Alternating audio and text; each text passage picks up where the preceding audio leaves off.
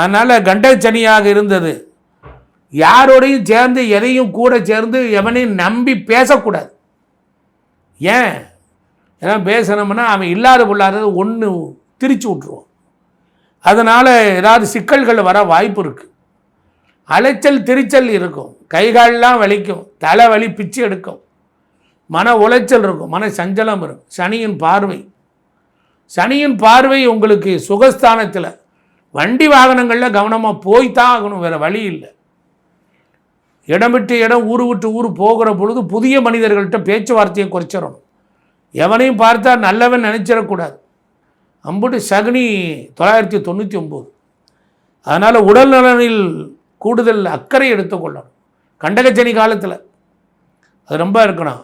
நிறைய பேருக்கு அதெல்லாம் தெரியல. ரொம்ப டயர்டாகுது, ரொம்ப வெறுப்பாக இருக்குது, மந்தமாக இருக்குது, சோர்ந்து போகுது. கேது ராகு அதனால் சஞ்சரிக்கிறது குழப்பங்கள் நீக்கு. வெளிநாடு போயிட்டு வருவதற்குரிய யோகங்கள்லாம் உண்டு.